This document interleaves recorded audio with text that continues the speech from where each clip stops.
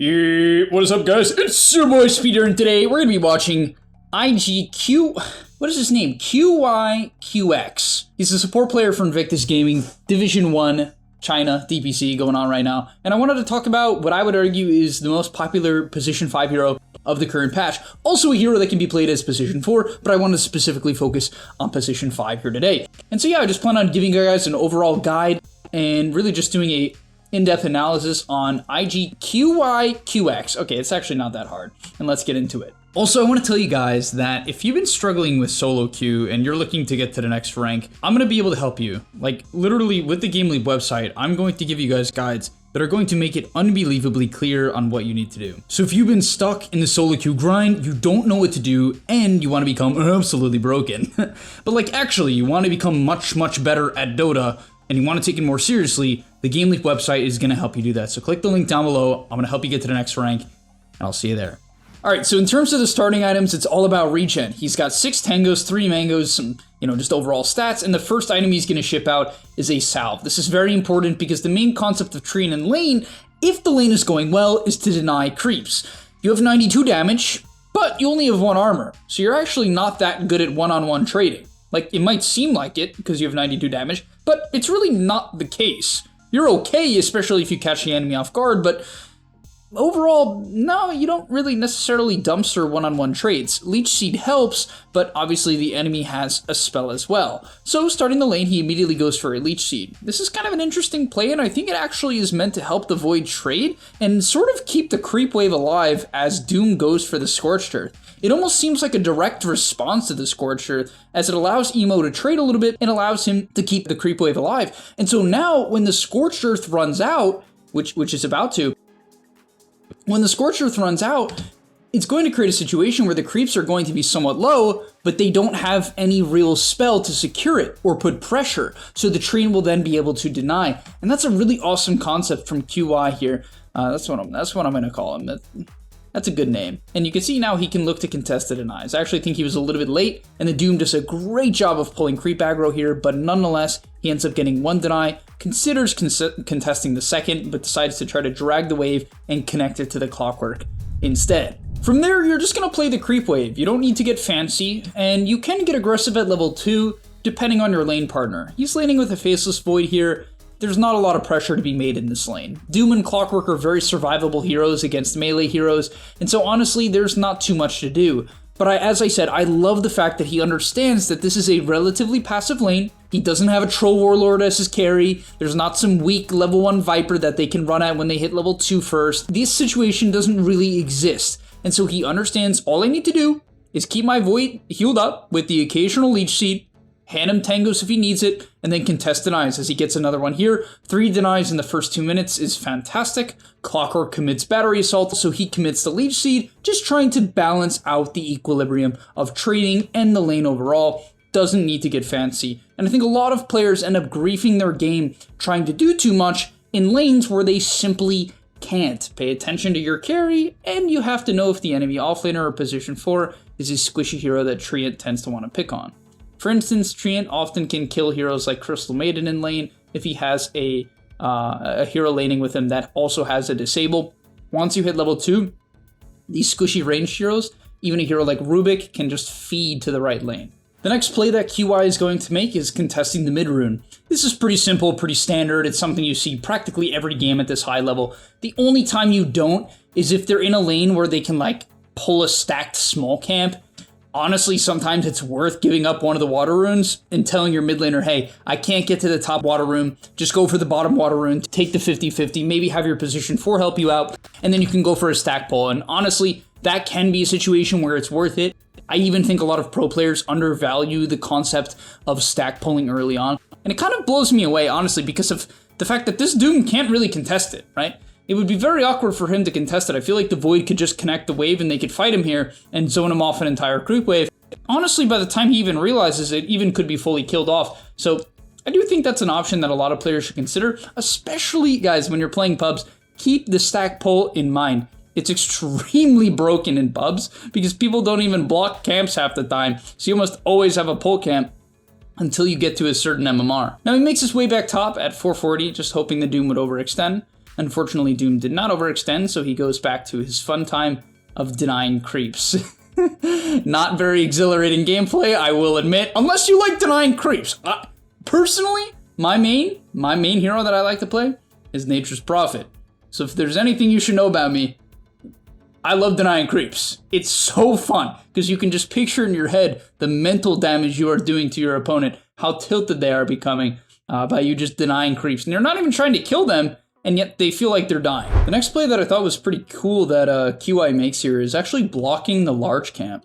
You heard that right. 7 minutes and 40 seconds into the game, he blocks the large camp. Why would you do that? It's very Doom specific in this case, because often your carry would be pushing in the lane at this point and taking the large camp. But Faceless Void is incredibly bad at that, right? Faceless Void is one of the worst neutral farmers as a carry in all of Dota. He's horrible. Doom, on the other hand, just eats one of the large creeps. So basically, he understands the matchup. He doesn't want to give Doom a creep to eat. Now, Doom, for some reason, doesn't even have level 2 Devour. Whatever, that's besides the point. But you get where I'm going with this, right? He understands the matchup, blocks the large camp. It's really, really nice. Cool play. He's looking for a kill on the Doom here because he has Chrono to set up, but I think he sees that it's not really an opportunity with the tower nearby. So he goes for the pull instead, which I love, especially if you get lucky and you get, what are these things called? Vul Assassins. If you get the Vul Assassins, they just dominate the camp, and he can set it for a situation to gank. And this is, I love this, man. I love this. I love this. I love this. Look, kind of baits him in, right? Goes for the Nature's Grasp, slows him down. Chrono comes over, Lesh TP in, and you get a pretty easy kill onto the Doom. And you can set this up frequently, right? This is even something, this is like really high skill Dota, guys. Pulling with the intent of getting your mid to rotate in is really high skill. But you have to understand that a lot of heroes don't have a safe way to contest this camp. They're gonna put their body on the line, right? Most heroes are not unit heroes. Most offlane players don't play unit heroes. They don't have a way to contest this camp without putting their body directly on the line. And you can communicate to your position 4, your mid laner, off laner, whoever needs to rotate or wants to rotate, typically it's going to be the mid or the position 4, to look for the off laner contesting the small camp. It is going to be arguably the best time in the early game to try to kill them going past minute 6, 7. So yeah, it's a really nice, so yeah, that was a really nice play from QI. And he actually goes for another small camp pull here, and I like it. You know, a lot of people think, oh, I'm pulling at minute 9. Surely I could be doing something more useful, but the reality is, guys, is at minute 9, in a game like this, where you don't have a hero that's farms jungle, like, all you need to do is just defend your tower. And this is the main advantage of Treant at this point of the game. You're going to sit in your lane, look to pull if the enemy is staticking the wave, right? If they're not pushing it in and they're just like pulling the large camp and denying creeps, if they're not pushing the wave in, you can obviously naturally bring it back with this, and then, oh, does he die here? Oh, that's a really bad death. I'm not gonna lie, these are the deaths, guys, you have to avoid. You have to avoid these deaths. Because the main goal of Treant is to keep his tower alive. He wants to keep the safe lane tower alive for as long as humanly possible. He wants to buy that time for his team.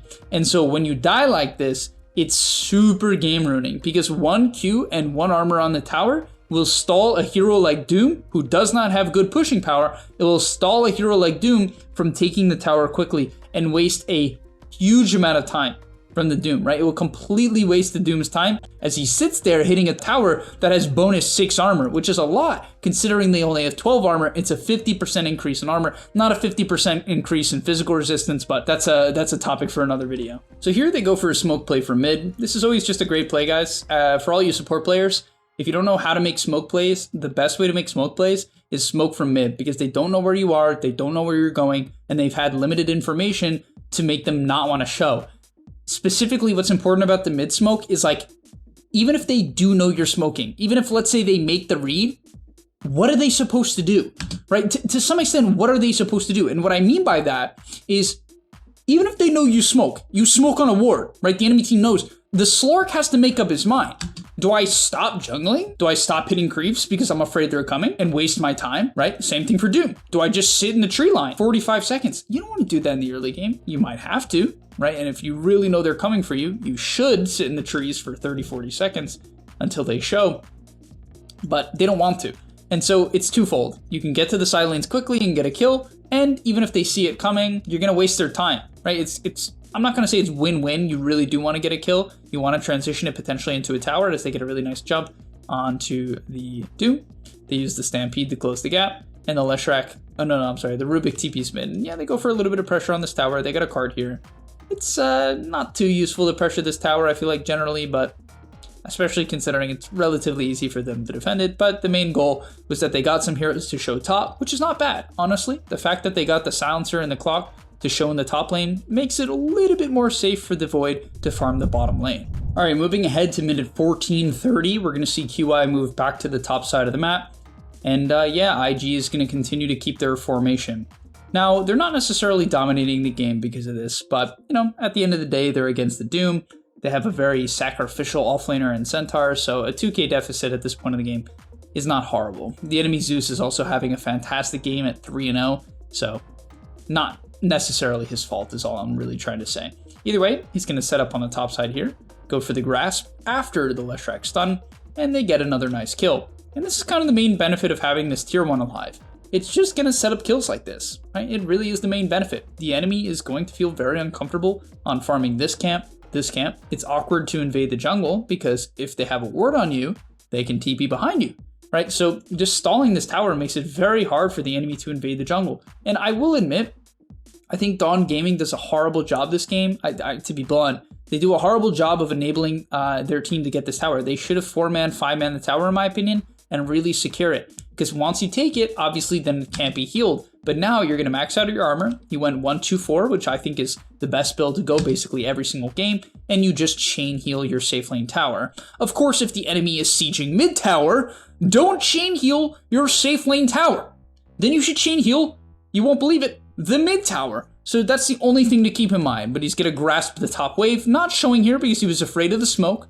He realizes quickly, okay, it's actually not coming for him, as he'll armor up his Faceless Void. Unfortunately, his Centaur gets jumped, so he looks for the mid TP. Oh, gets a nice overgrowth there. Nice. That's a great TP. Catches the Doom and gets the kill. And that's what you're looking to do. Stall the top side, fight breaks out, TP in, try to even TP pretty deep. Get deep in there and get that nice overgrowth off. And that's exactly what he does. Beautiful gameplay, right? Very straightforward, very simple, as he's going to armor the mid tower once again. That's the main pressure that's coming out. That's the main tower that they're looking to take at this point of the game. So he's going to start to armor that up as he moves back to the top side of the map.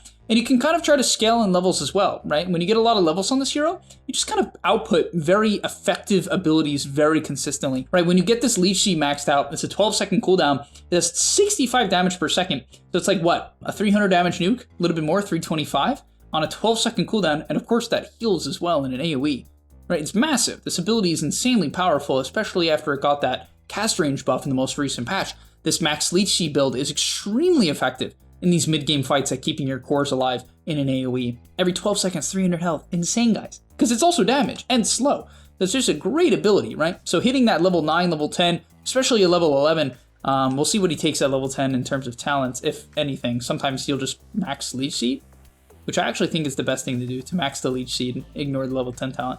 But let's see what he does. So he comes mid here, trying to save up the Rubik. Unfortunately, not enough. As fight breaks out, I'm going to have to kite out the global here.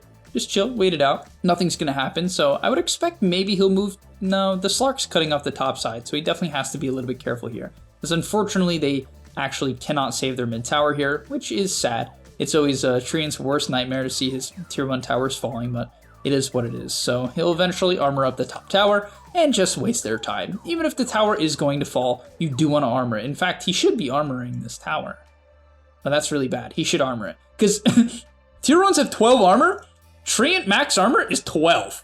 Think about that. Literally, you're doubling the armor of the tower. So obnoxious to play against. So I really don't get why he doesn't armor the tower here. I actually think that's a huge mistake. It would have at least wasted 15 to 20 seconds of the enemy's time for 50 mana on a 15-second cooldown. And by the way, one thing to note about living armor is it heals. It gives that 12 bonus armor. It's only a 15-second cooldown for a 30-second duration, which means you can always have it on 2 targets at a time. So typically what you're going to do is put it on your initiator or in a tower at the same time. That's usually what you're going to do. Now, if you're going to take a team fight, you're going to put it on your 2 frontliners 9 times out of 10. This game, his best targets for the armor is Lesh, because the hero likes to YOLO in, and it has bad armor, so it works really well. And Centaur also doesn't have the best of armor, actually quite bad armor on Centaur. Without the Treant armor, he would have 8, which is really not great. But yeah, so it wouldn't be great, as they're going to take the fight here. It looks like he might fall to the... Oh no, he gets piped. Nice. Now, getting more into the mid game, the main value of Treant in team fights is BKB disabling. It's as simple as that. You want to pay attention to that, right? Apply armor and then focus on disabling BKBs. Doom tries to escape with his BKB there. Easy decision to pop the overgrowth and get the kill. Basically, anytime you can disable almost anyone who's BKB'd, you typically should. You don't even need to look for a 2, 3, 4-man overgrowth in teamfights. Often, just disabling a BKB is more than enough as the position 5 to have profound impact in that teamfight, because heroes like Doom and even something like Slark, if you read that, oh, his Dark Pact is on cooldown, and you get off that route, if his BKB gets burned, this Lesh is gonna kill him. You know what I mean? Like, that matchup's unplayable. You have to kill the Lesh during the BKB duration, or at least kill his teammates. And if that doesn't happen, it's horrible. And so you can just pop that overgrowth anytime you see a BKB. Obviously, that's not perfect advice. Like, let's be real. I could go over every example where you should and shouldn't. Dota is a hard game with a lot of niche examples, but as an extremely good rule of thumb, overgrowthing, even just the first BKB, especially if it's like one of their top net worth heroes, is a great idea. And just as a brief example of this, I do want to show that he clearly believes in this mentality as Doom comes over and he hits him up with the casual 1-man overgrowth, just griefing this Doom's game really, really hard. All right, and to end off the video, we're going to be watching one of the last fights of the game from Mr. QY himself. And he's going to be looking to tank the Roshan here. Basically, they're in a situation where the enemy definitely has kill threat. Even from 15k net worth behind, they have a Doom. And with Doom, like something like Doom Zeus, you can always win the game. You can always win the game. Because no matter how far behind you are, if you find the right target, they will die. You know what I mean? They do have Stampede, I will say. The Stampede against Doom is really nice. Especially this Ags Doom, because you're not putting it on the person, typically. Maybe he still will, but you're not putting it on the person, you are putting it on yourself, and so you can actually stampede away your teammates. That is one thing I will say that makes this game pretty freaking hard for Dawn Gaming to come back from, because their like main way to get a core kill to start the fight is just not that good. It's quite counterable in this case. So he tries to block the smoke here. I actually think he maybe should have tried to block the hook. It got a little bit close, you know? Thankfully, they got the lift and they killed off the clock. They made the right decision. Don't finish the Roche, kill off the clock. So, really good stuff. And then they can go for the Stampede. I think Centaur, if he needs to, could buy back, as they're just going to drop the Chrono. He actually does buy back. Probably didn't need to buy back at that point on the Centaur, but they get the bash onto the Slark. He does get his BKB off, so the Treant's going to have to try to hide out. I would imagine he goes down here. Oh, he's too tanky. The Blast Rig. He's actually so tanky. That's crazy. And like, one of the main things I'll say about Treant is just this hero has impact that's very hard to notice. Now, this game, I will admit, there's not a lot of physical damage, so his armor isn't that effective, but it's good against Slark. You know what I mean? It's good against Slark. It's definitely just straight up good against Slark. For instance here, he'll put it on Lesh or Void, and if the Slark ever tries to man up to them, so he puts it on Void here. If Slark tries to man up, it's just that extra bit of resistance. It's particularly good, though. I will say Living Armor is particularly good in the mid game. As I said, this isn't like the best game example for it. There are certain games where you're going to pick Treant. The enemy team's going to have like Beastmaster, Lina carry, SF mid, and then it's like, thank God I have a Treant. 12 armor? Especially on the right heroes that want to YOLO in. Like, for instance, two of my favorite heroes with Treant are Leshrac when they have this game, because he YOLOs in and needs armor. And then Death Prophet. These heroes typically are countered by heroes like Medusa, Drow Ranger, Shadow Fiend. These right clickers that just stand still and pound you, just like how I like it. That's what Death Prophet really hates, right? She just hates that. And so the Treant really helps her out. I think pairing this Treant hero with these heroes like Lesh, DP, there are some other good examples. Honestly, Furion, one of my favorite heroes, is a decent one. The armor on Furion isn't the greatest, so it allows him to TP in deep, and often a hero like Furion as well, Nature's Prophet, is countered by these BKB cores who run at him for 9 seconds, and it's very hard for him to man up, so typically you'll have to try to sprout or just pray you live during, let's say, a Sven BKB. Treant counters that out, so he's just really good at enabling these magic damage or like squishy-ish ranged heroes, and I think that's going to be a main trend we see as the DPC continues on for every single region. Picking Treant with heroes that truly want the armor. Centaur is a great one, Lesh is a great one, Death Prophet, etc., etc. And I'll see you guys in the next one. Peace! And that's all, but remember, before you leave, come on, before you tune out, subscribe to the Game Leap website where we are going to help you get to the next rank. If you're stuck, click the link down below, and I'm out. Peace.